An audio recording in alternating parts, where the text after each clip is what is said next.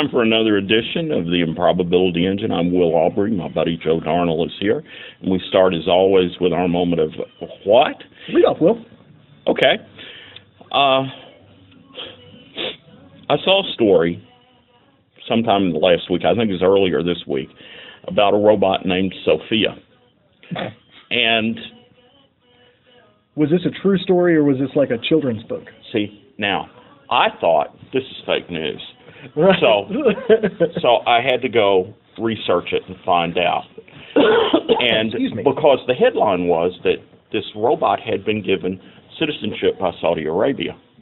And so I Googled it, and I found a story on Snopes that was untrue, and it was saying, but what it was about was a story that said that they had beheaded the robot that they gave citizenship to. And that was untrue.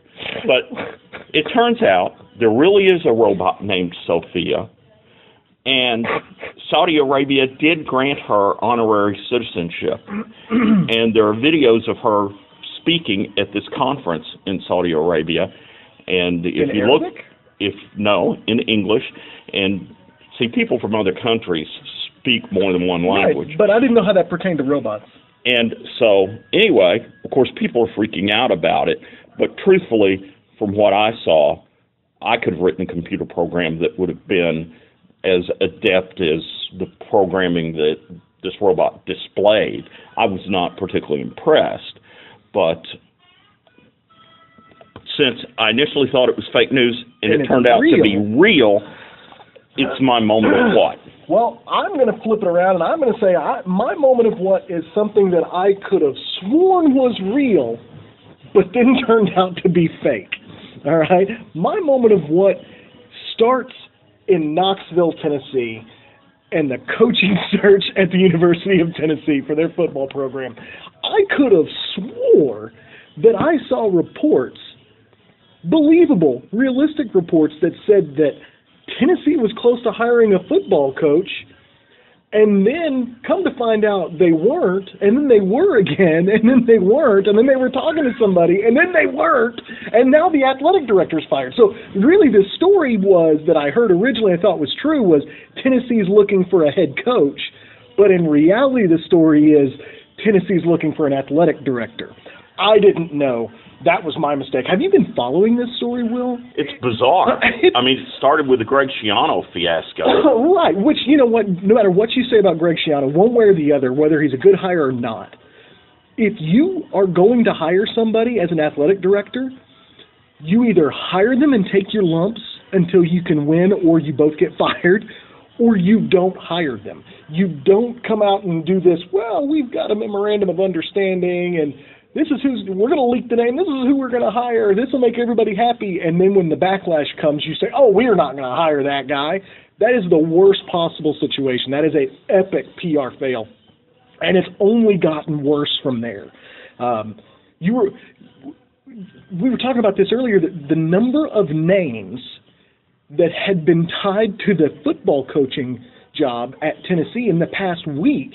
It was Schiano, who's the defensive coordinator at Ohio State.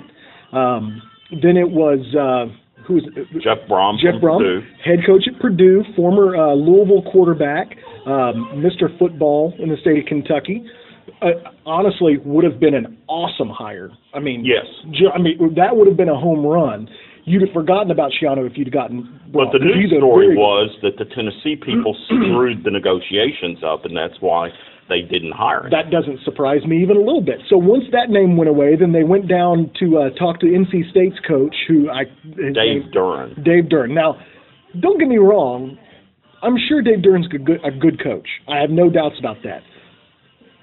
But you're not talking about a buzzy hire if you make that happen. Well, then he turns that down. And the latest news was that they were looking at Mike Leach at Washington State, formerly of Texas Tech, who's well known for his offbeat interviews with the media, his affinity for pirate culture, and for once locking an ESPN reporter's son who was on his team, kicking him out of practice because he had a concussion and locking him into a dark room. So there were some pros and cons to that. frankly, I thought Mike Leach would have been a great hire at Tennessee. He's a fantastic coach. I think Tennessee fans did too, because after all, what they care about is winning, and Mike Leach has had 10-win seasons. He's a winner. I mean, now you can criticize a lot of stuff about him, and there's plenty of room to criticize him. His handling of a player with a concussion, that has been well documented. That's something that I think should be treated seriously. But at the same time, it's one of those things that's in the past. If you have someone who's acknowledged that mistake and is moving on, if we look back in the history, you know, some of the greatest coaches of all times, you talk about it all the time whenever whenever the former Louisville coach Howard Schnellenberger would talk about, oh, it's only a head injury, or he got his bell rung, or something like that. Water is for the weak. Right. These are all things that we now know is ridiculous. But at the time, that was the understood practice. And so, you know, maybe Leach had some carryover in that, but he's a fantastic coach. And honestly, one of the best interviews in college football. But it blew up.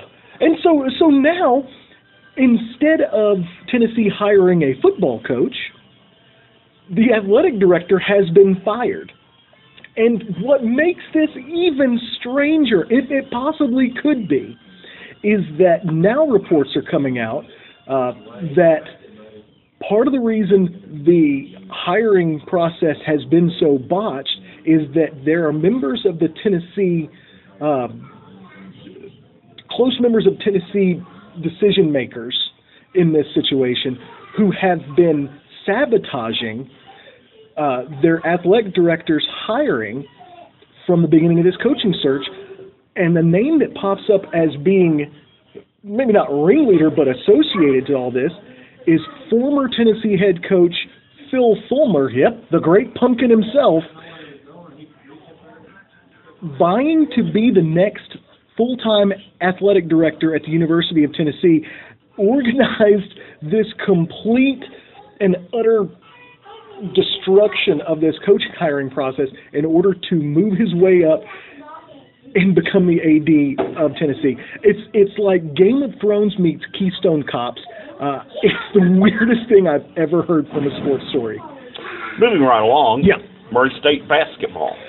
Great week so far. I mean, the Racers have played very well. They had a win over Harris Stowe, which, you know, a non-Division I opponent, so you expect to win. Really just, it's a glorified practice. So what you want to see from that is something positive. And the thing that I saw from that game is that, you know, that they played a lot of guys. They got to practice in some contributions from guys who were down further on the bench that needed an opportunity in some game situations to show what they can do. And always a good time to see that. One of the things that was really impressive is just how balanced their attack was from the beginning. And that's something we've seen this season. So that game being what it was, you know, we don't like those non-Division I games. We'd rather fill those up. Some of those games, I think, are still tied to the dalliance between Murray State and the Missouri Valley Conference and the difficulty in scheduling games. But after that point, you know, you play those games, you got to win them. The Racers did, and they're looking ahead to Florida A&M. Murray State has outperformed the computer projection in every game so far, and as a result, I think what they've done so far has been pleasing to their fans. Absolutely. And I think they've played pretty well. Unfortunately, reality actually matters. Yeah. And sometimes we have a tendency to see things through gold-colored glasses. I think that's absolutely true. I'm guilty of that at times. If you look at the computer ratings, the Massey ratings have Murray State ranked 4th in the OVC. Right. Behind Belmont, Tennessee Tech, and Jacksonville State. Now, we think that Murray State has played a really tough schedule. Well, an average schedule, yeah. Their schedule is ranked 10th so far in the OVC. I mean, that doesn't stray very far from some of the other ratings that I've seen. Real-time RPI, which we all know RPI is kind of like points and whose line is it anyway. They're all made up and they don't matter anyway, but it's just a reference material. So real-time RPI has Murray State at 51st in the country, which is great. That's a great spot. Middle Tennessee State is at 15, which helps bring Murray State's rating up despite the loss. Belmont is 73, Auburn is 72. Tennessee Tech, now that's a team that has very quietly turned in one of the better out-of-conference performances from a non-top 5 OVC team in recent history. They have absolutely been great. Surprisingly, how good they've been. They're at 79. Illinois State 82, Jacksonville State 110, SIU 116, Tennessee State 122, SIU Edwardsville 150, Florida A&M 239, and down at the bottom is University of Tennessee Martin at 333. We've talked about this before as it comes to how you win those computer ratings, and it's a balance of playing tough opponents and winning games. The ideal situation is to play tough opponents and beat them all, but that doesn't often happen, and so you've got to run the balance between this is a very difficult schedule and these are games we can win. If you go too far on one scale, you get those teams like the Alabama A&Ms and Alabama States and Florida A&Ms of the world, where they play nothing but road games. They have little to no chance to win any of them, but they have a strength of schedule out of conference that's one of the top 3 or 4 in the country. Well, if you look at Tennessee Tech, they are 7-1, which is very impressive. It is very impressive. You look at the teams they've played. The best team they played was Texas Christian, ranked 22nd in the nation according to the Massey ratings. Yeah, absolutely. Now, Texas Christian beat them by 37 points. Not exactly what you would call, a positive. But they did beat New Mexico, and New Mexico is 143. So they've got that victory. They beat Lipscomb, and Lipscomb is 146. Well, and Lipscomb just knocked off Belmont. So, I mean, and I know that we don't believe in the transitive property of basketball. I know you and I have talked about that before. But this is a Lipscomb team that went into Belmont and beat Belmont. So for Tennessee Tech to beat Lipscomb, that's pretty positive. That's a good thing. But back to talking about the Racers. Right. I'm really pleased with the way that they've played so far. They've outperformed the computer projections, as I said, in every single game. And I think that they're on track to be better than most Murray State fans expected. And I think that the Massey ratings are still underrating them at 4th in the OVC. I think they're better than that. I tend to agree, and the thing that kind of pops into my mind with these computer ratings is that oftentimes they begin with a number, and that all of your stuff happens originally based off that number. Now, the longer you go in the season, the smaller that original number gets. Once every team is connected, they abandon the original number. But until that point, you get some anchoring on that number. I think what we're seeing from a lot of the computer ratings is that they didn't know what to expect from Murray State Racers looking at the past year or two. Okay, are they going to be better? Are they going to win games? Are they going to be competitive? Now, surprisingly, if you look at the upcoming games, the one that looks the toughest, according to the computers, is Illinois State. Yeah. Illinois State appears to be really, really good. Well, and they've got a 2-4 record. They're not one of those teams that you look at it and go, oh, these guys are fantastic. But they've played good teams, and they've won a couple games they probably shouldn't have. And that's all you can say. And the computer actually has Murray State beating St. Louis. Absolutely, which shouldn't come as too much of a surprise. St. Louis lost to Detroit Mercy. They lost to one of the Michigan teams, I think it was Central Michigan. Both of those were bye games for St. Louis, and they lost both of those games. And so for Murray State to go into St. Louis and win that game, it becomes more important now. Because there's a chance you might actually have St. Louis end up being a drag on your computer ratings if you can't go there and win the game, as it sets up to be a winnable game. Now, that doesn't mean that Travis Ford's team is not any good. I think they're a very talented team. I just don't think they've gelled yet. They're relying on some young guys. It's difficult to do. That's just how it works. Who's impressed you most of the Murray State players? You know what? Morant. John Morant has been very, very good. But the guy that probably surprised me the most was Shaq Buchanan. Coming into the season, there was talk. Everybody was like, yeah, Morant's the real deal. Morant's the real deal. Anthony Smith, in practice, he's a high motor guy. He's going to do things for you. And, of course, you know what you're going to get from Miller and Stark. The guy that everybody was like, yeah, he's good and he'll play, but I just don't know. He's not a great jump shooter. He's not as tall as I'd hoped he was. Everybody had their questions as it came to Shaq Buchanan. Everything that I've seen from Shaq Buchanan is he's a fantastic basketball player. I think he's outstanding as well. Underestimating him got Southern Illinois beat. Absolutely. Absolutely. I talked to Coach Henson after that game. Yeah. And he said, look, Buchanan's threes were huge. He doesn't make threes.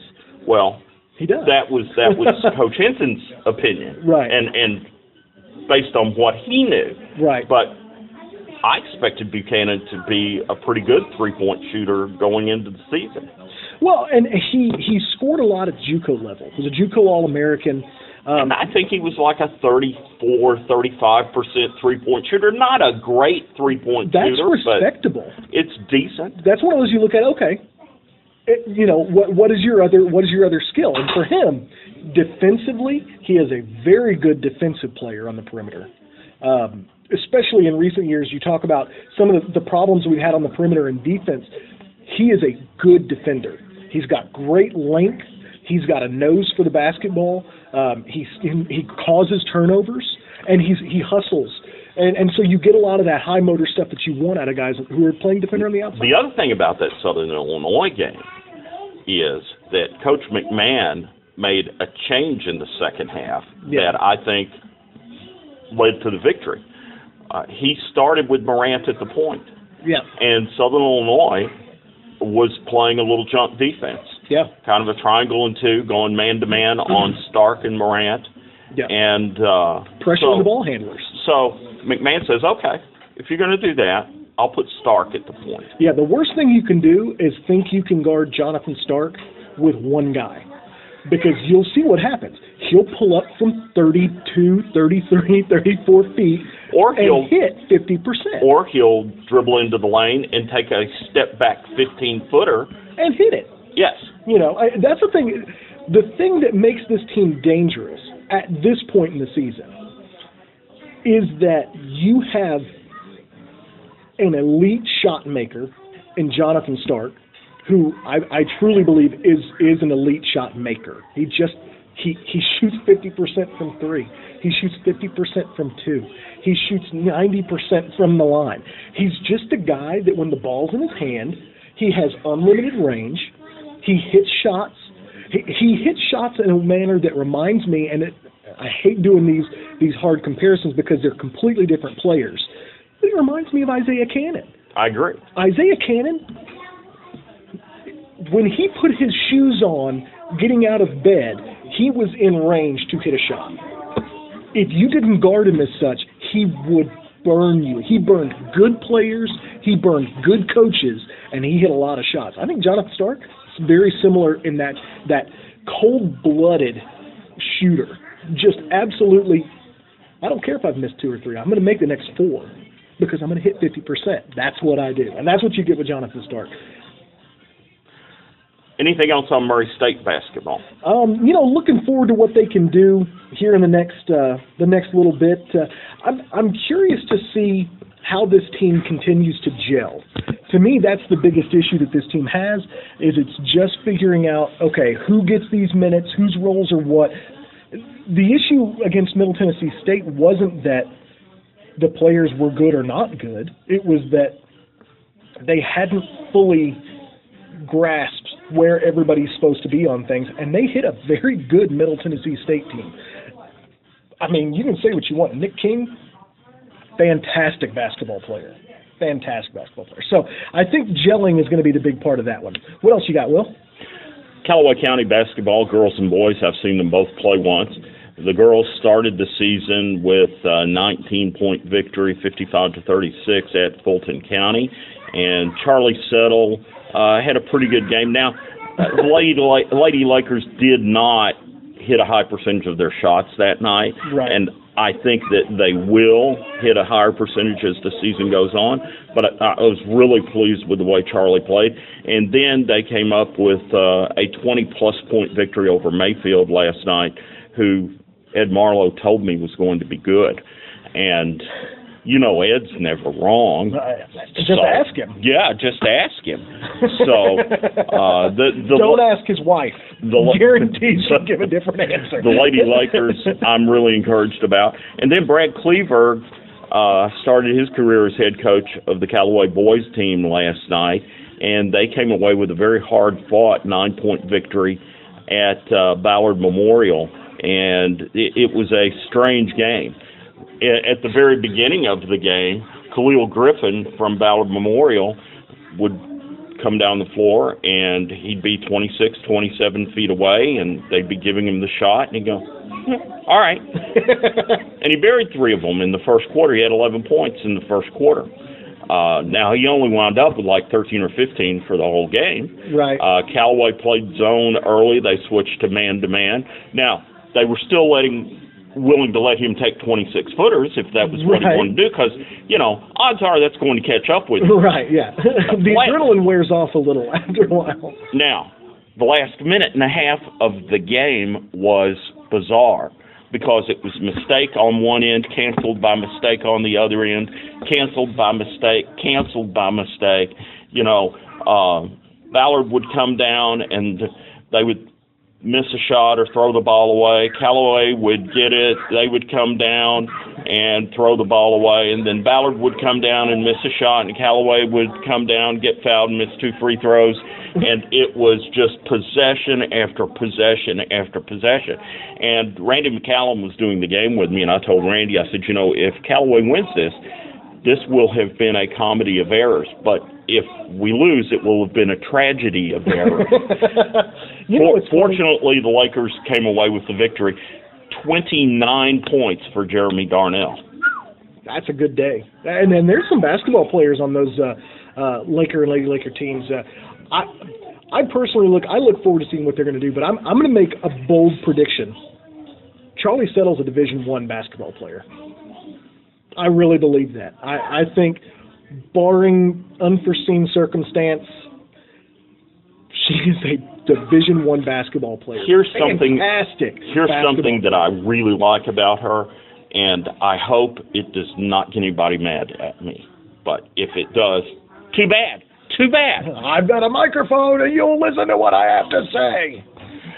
Kayla Cunningham and Avery Fields were terrific basketball players at Callaway. Neither one of them ever worked to develop a three-point shot while they were with the Lady Lakers, and it would have expanded their game and made them even better. Charlie has developed a three-point shot. She's 6 feet tall, and now she can shoot threes.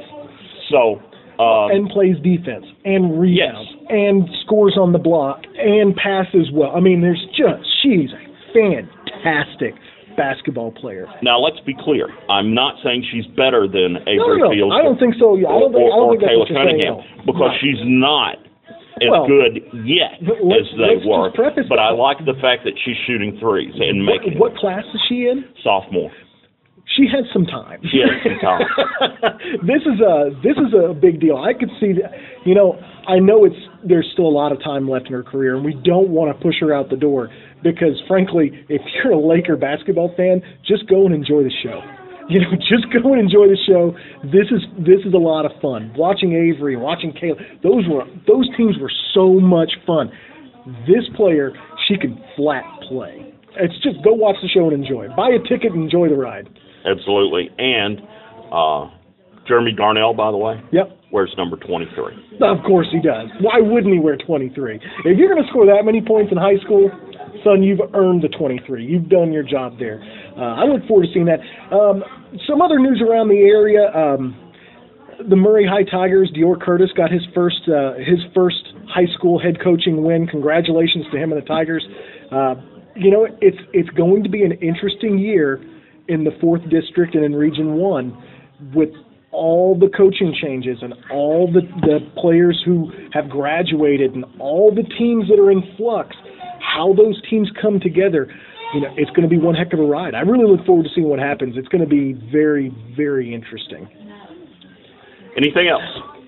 You know what? I just wanted to take this moment to say that while previous reports of me being hired as the University of Tennessee football coach have come out, I want to say that I will not be accepting the position in Knoxville.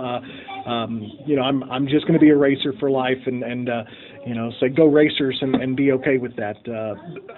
Although if you're listening, expect your phone to ring because they're going to call somebody. It might be you.